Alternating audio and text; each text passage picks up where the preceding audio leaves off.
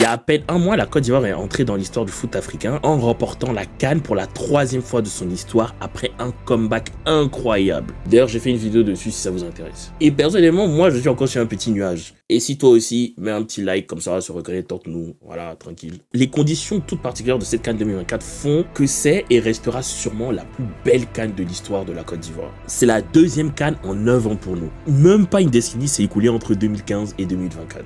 Mais malgré tout, 2015 reste une année incroyable pour n'importe quel Ivoirien. Après tout ce qu'on a vécu les éditions précédentes, ça semblait comme une délivrance d'enfants toucher ce trophée, c'était incroyable. En plus, pour tous ceux qui ont moins de 30 ans aujourd'hui, c'était la première fois qu'ils voyaient la Côte d'Ivoire soulever un trophée. Premier trophée 23 ans après la première CAN en 1992 au Sénégal. Est-ce que vous vous rendez compte même du truc? En tout cas, je vous propose de revenir sur l'incroyable parcours des éléphants de Côte d'Ivoire en Guinée équatoriale.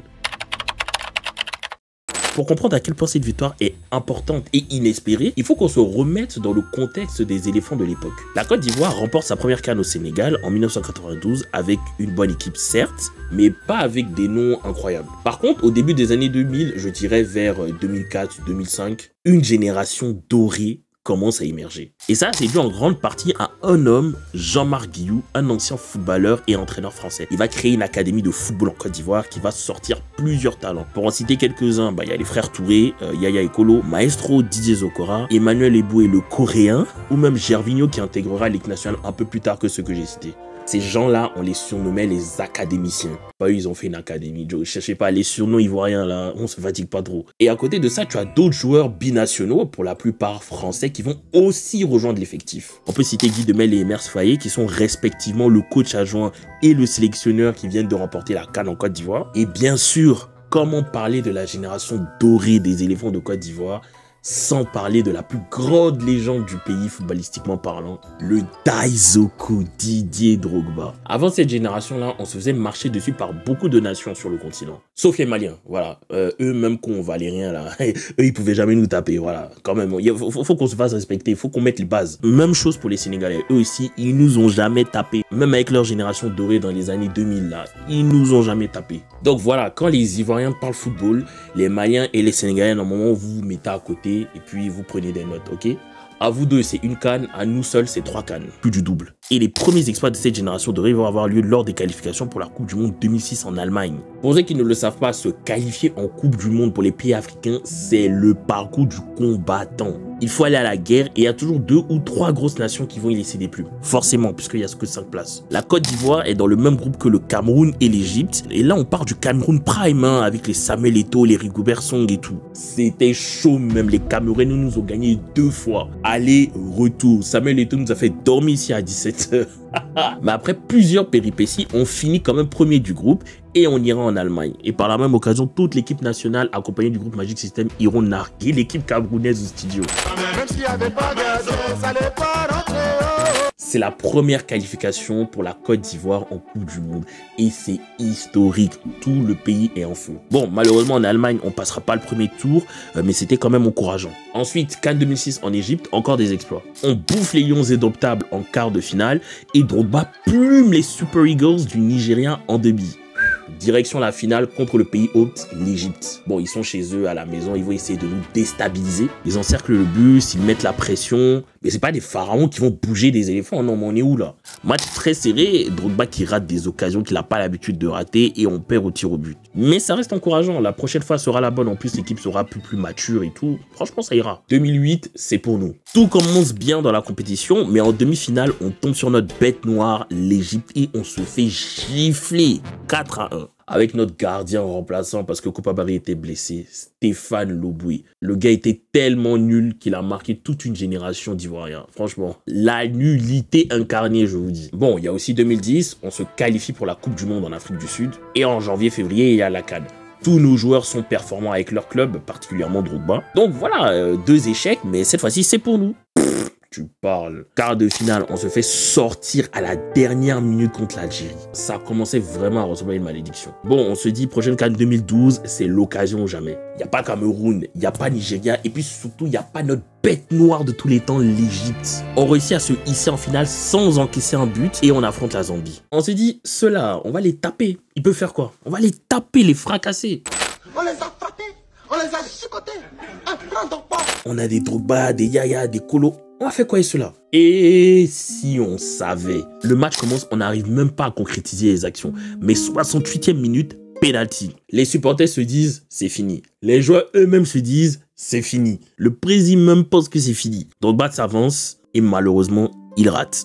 Non, on est maudit, c'est tout, cherchez pas, on est maudit. Je sais pas si c'est quelqu'un qui nous avait attaché quelque part à Krajo là-bas, mais c'était complexe. On perdra le match au tir au but, encore une fois. Et franchement, j'ai même pas envie de parler de la CAN 2013 où les Nigérians nous sortent bizarrement en quart de finale. Et encore moins de la Coupe du Monde 2014 où on sort en poule dans un groupe très abordable. Voilà, c'est dans cet état d'esprit, après toutes ces déceptions subies, que cette génération dorée va entamer ses qualifications pour la CAN 2015. La vérité, on a vu mieux comme ambiance. Et puis pour nous tuer maintenant, voilà, comme si on n'était pas assez bas, pour nous terminer, notre légende Didier Drogba prend sa retraite internationale et il ne jouera plus avec la Côte d'Ivoire. Moi, je me disais à l'époque qu'on n'allait plus jamais sentir ne serait-ce que l'odeur de la finale de la CAN. Mais dans tout ça, il y a une petite lueur d'espoir. Hervé Renard, le coach qui a permis à la Zambie d'accomplir l'exploit de remporter la CAN en 2012 face à la Côte d'Ivoire, devient le coach des éléphants. Un mouvement super intelligent de la fédération, il faut le reconnaître. Il essaiera même de faire revenir Drogba en équipe nationale, mais ce dernier dira non parce qu'il disait que son heure était venue. Au passage, moi je trouve que c'est un choix très mature de Drogba. Cependant, les premiers matchs de qualification ne vont pas se passer comme prévu. Dans le groupe de qualification, on aura le Cameroun, tout juste orphelin de Samuel Eto'o, la RDC et la Sierra Leone. Et franchement, on va prendre cher. On commence par une lourde défaite 4-1 contre le Cameroun et on va aussi perdre 4-3 contre la RDC. Bon, Dieu merci, on va gagner aussi 3 autres matchs, 2 fois face à la Sierra Leone et 1 fois face à la RDC. Mais c'est quand même chaud parce qu'à la dernière journée des qualifications, la RDC a 6 points et nous, on a 9 points. Si on perd contre le Cameroun et que la RDC bat la Sierra Leone avec une très grosse différence de but, on passe 3e du groupe et on risque l'élimination et de ne même pas se qualifier pour la CAN 2015. Ce serait une première depuis 2004 et ce serait vraiment très grave. En plus, au dernier match, on joue le Cameroun qui, eux, sont certes déjà qualifiés, mais qui nous ont mis une valise de but 4-1. Donc, c'est très chaud. Et du coup, il va se passer une chose pas très éthique. Le 0-0 arrangeant les deux équipes, à 6 minutes de la fin, les Camerounais arrêteront de jouer et laisseront les Ivoiriens tourner la balle afin de nous laisser nous qualifier. En Europe, on se cache un peu plus pour faire ça. Là, on se cache pas du tout. On joue à 7 dans son camp. Ah, comme on dit, c'est la belle famille. On peut se chamailler comme on veut pendant des années, mais dans les problèmes, on est ensemble. Du coup, c'est pas glorieux, mais on est quand même qualifié pour la CAN. Bon, déjà, cette édition de la CAN, elle était censée se passer au Maroc. Mais en 2015, pour ceux qui s'en souviennent, c'est aussi l'année du virus Ebola. C'est un peu l'ancêtre du Covid. On avait peur que ça prenne toute l'Afrique. Je me souviens, c'était il y a 9 ans. C'était complètement la panique. Et par peur que le virus se propage dans le royaume, les autorités marocaines ont décidé de démissionner de l'organisation de la CAN. Ou du moins, je crois qu'ils voulaient la reporter. Mais du coup, la CAF a dit non, parce que c'est pas sérieux non plus. Et voilà, moi, je trouvais que c'était quand même un peu abusé de démissionner. Surtout qu'au final, en Guinée équatoriale, il n'y a eu aucun souci. Donc, ça n'a vraiment pas servi à grand chose. Mais bon, si ça se trouve, si c'était là-bas, on n'aurait pas gagné. Hein. L'édition 2015 est donc relocalisée en urgence en Guinée équatoriale. C'est peut-être parce qu'on a remporté la CAN chez eux que la dernière fois, ils sont venus nous taper 4-0 chez nous. Les Équato-Guinéens, vous inquiétez pas, on n'a pas oublié. On attend le match retour. La Côte d'Ivoire est dans un groupe assez relevé avec la Guinée, Conakry cette fois-ci, le Mali, mais surtout la belle famille camerounaise qui a écrasé les phases de qualification. Les gars, on n'est même pas un peu favoris même. Si on s'amuse, même Mali peut nous taper. 20 janvier 2015, Côte d'Ivoire, Guinée-Conakry. Et ça commence mal. 35e minute, Serge Aurier reprend très mal un ballon de la tête et Mohamed Lamine Ouattara en profite. 1-0 pour le Sili national. Bon, Aurier ferait une très belle CAN par la suite, mais là, tout le pays voulait sa tête. Et comme si ça suffisait pas, Gévino va rajouter pour lui. 57e minute, sans aucune raison, Yao Kouassi j'avais giflé un joueur guinéen. Pour aucune raison qu'on il engage. Aïe, c'est pas même un vieux. Et puis ce qui m'énerve là, c'est qu'après tu le vois frapper le sol, genre il s'en veut et tout, mais c'est déjà fait. Forcément carton rouge. Quand j'ai vu ça, je me disais que c'était fini. On n'allait même pas passer le premier tour. En m'entendant, on a l'impression que je supportais pas vraiment l'équipe, mais après toutes les déceptions qu'on a eues, je pouvais pas mettre mon cœur dessus. Mais bon, on est des supporters Mazo, donc mon cœur était forcément dessus, c'est vrai.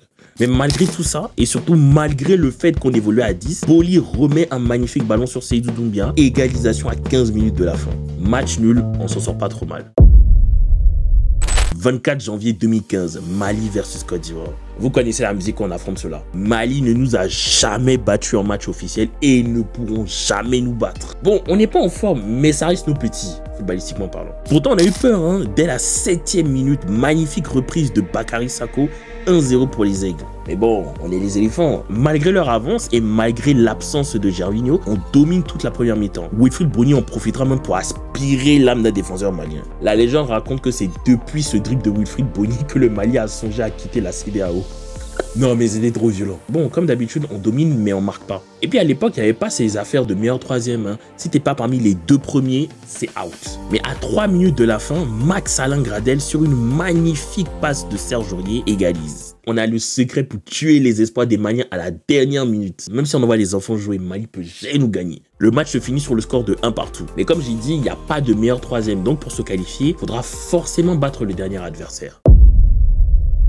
Le Cameroun est le grand favori du groupe, mais malgré ce statut, ils ont fait 2 matchs nuls et ont donc le même nombre de points que nous. En fait, avant les derniers matchs, les 4 équipes de notre poule avaient tous le même nombre de points. C'était mal chaud, il faut gagner. Le match commence, les 2 équipes attaquent et c'est très chaud. Mais 34e minute, Max-Alain Gradel qui reprend un ballon mal négocié, envoie un boulet de canon et marque un magnifique but. Après ce match, on a commencé à le surnommer le tueur de Lyon. Parce que le stress qu'il y avait sur les éléphants à ce moment-là, c'était indescriptible. Grâce à une défense solide, on tient et on remporte le match. La Côte d'Ivoire est qualifiée pour les quarts de finale. Et puis en plus, sur le gâteau, on finit premier de la poule. Le dernier Côte d'Ivoire-Algérie dans un match officiel, c'était lors de la CAN 2010. Et c'était aussi en quart de finale d'ailleurs, mais les souvenirs ne sont pas très bons pour les Ivoiriens. 3-2 avec 2 buts court sur coup, bref, c'était vraiment pas incroyable. Mais ça, c'était sans compter sur un homme, Wilfried Bony. Aujourd'hui encore, j'ai des Algériens qui me parlent de ce match de Wilfried Bony. Ça les a traumatisés, il est rentré dans leur tête. Déjà, dès le début du match, Boli est en feu. Et à la 25e minute, sur un magnifique caviar de Max Gradel et une erreur de la défense algérienne, il envoie une superbe tête. 1-0, les éléphants donnent le ton. Mais 57e minute, mauvais dégagement de Eric Bailly et égalisation de l'Algérie. 1-1. Mais n'oubliez pas, il y a le monstre Wilfried Bony qui traîne par là. 67e minute, coup franc millimétré tiré par le train humain Yaya Touré. C'est en plein sur la tête de Wilfried Bony et ça finit au fond des filets. Et dans les arrêts de jeu, Gervinho termine complètement le match. Incroyable match des éléphants et surtout incroyable match de Wilfried Bony et la Côte d'Ivoire file en demi-finale. Comme en 2024, la Côte d'Ivoire rencontre la République démocratique du Congo en demi-finale. Bon, pour le coup, dans ce match-là, on est clairement favori. Mais on n'oublie pas que pendant la phase de qualification, on a perdu à Abidjan contre eux 4-3. Donc franchement, on veut pas trop faire les malins. Mais le match commence super bien pour nos Ivoiriens. 19e minute, Wilfried Bony relâche un ballon et le GOAT, Yaya Touré, envoie une frappe de mule dans la cage adverse. Moi, je voulais commencer à l'insulter d'avoir tiré aussi fort, mais la balle était déjà rentrée, Joe. Et pour moi, ce but, il représente tellement Yaya Touré, quoi. Il pouvait tout faire. Attaque, défense, passe et frappe de malade. Pour moi, Seko Fofana est clairement son fils spirituel. Même si Yaya, c'est une classe au-dessus, faut pas déconner. Bon, malheureusement, 23e minute, Eric Bailly, encore lui, fait une main stupide. Penalty. Bailly, franchement, entre cette main, l'erreur qu'il a faite contre l'Algérie, sa connerie aux Jeux Olympiques 2020 et son penalty raté lors de la CAN 2021 au Cameroun face à l'Égypte. Vraiment, c'est un super défenseur très fort, mais il a le chic pour faire des erreurs au pire moment, quoi. Bon, pédo transformé, 1-1. Mais c'est rien. On a un petit sur le côté gauche, là. Yao Kwasi Gervais, a.k.a. Gervinho, a.k.a. la Panthère. Les Congolais font l'erreur de le laisser seul sur son côté gauche. Il va s'engouffrer et placer une belle frappe en finesse pour donner l'avantage à nos éléphants. Gervinho, vraiment, c'est l'homme des demi-finales. En 2012 aussi, c'est lui qui marque le seul but contre le Mali. Et là encore, il marque pour nous donner l'avantage dans le match. Et pour magnifiquement terminer, 72e minute, corner magnifiquement tiré par Yaya Touré, repris par Serge Aurier, puis repris par Wilfried Canon. 3-1, et pour la 3e fois en 9 ans, la Côte d'Ivoire retrouve la finale de la CAN. Honnêtement, le Ghana, c'est une équipe qui réussit beaucoup à la Côte d'Ivoire. Notre premier CAN en 92, c'était grâce à eux. Et dernièrement, ils nous ont encore sauvés en faisant ce match contre le Mozambique. Donc, en vrai, au début, on est confiant. Mais il faut faire attention à cette équipe. Il y a les frères Ayou qui sont là et d'autres joueurs importants comme Christian Atsu. Et puis, surtout, notre gardien titulaire, Sylvain Gboo, s'est blessé la veille à l'entraînement. C'est donc Kopa Barry qui va occuper les cages. Et beaucoup de gens vont douter de Kopa. Pourtant, moi, je trouve que c'est un très bon gardien, hein, mais il n'a ni la confiance du peuple, ni la confiance du coach. Et pourtant, c'est lui qui nous fera crier à la fin du match. Le match commence et c'est une finale assez fermée. C'est la 3e finale de la Côte d'Ivoire que je regardais et ce genre de match, j'étais habitué, donc je suis pas étonné. Le match est fade et comme d'habitude avec la Côte d'Ivoire en finale, fin des prolongations, direction les tirs au but. Déjà, première image, Gervinho dit lui, il tire pas. Il prend sa chaise, il va déposer à côté et puis il se retourne, il veut pas regarder. En plus, sans le savoir, il va donner naissance à l'un des mèmes les plus incroyables du foot. Mais la vérité, nous tous on était dans le même mood que lui. Je me souviens que moi-même, j'ai pas beaucoup regardé cette séance. En fait, il a en mémoire la séance de tir au but contre la Zambie en 2012 où il a raté son penalty. C'est pour ça qu'il se comporte comme ça. Et d'une façon générale, même ma génération à moi, là, on a été traumatisé par les séances de tir au but de la Côte d'Ivoire. Égypte 2006, Zambie 2012, Algérie 2019, Égypte encore 2021. C'est pas du tout un exercice qui nous réussit. Et là encore, ça va très mal commencer. Moubarak Ouakosso marque pour le Ghana et Wilfried Bony, malgré sa superbe canne, lui, va rater. Bon, on se dit, il y a Foy, c'est le premier tir, c'est rien. Ensuite, Jordan Yanyuk marque encore pour le Ghana. Junior Tallo rate encore pour la Côte d'Ivoire. Là, mon cœur était mort même, c'était gâté, j'y croyais plus. Parce que là, s'ils marquent le prochain, ils ont gagné. Mais c'est sans oublier le mal-aimé Barry Boubacar. Donc, Afriaka s'élance, mais Kopa Barry l'arrête.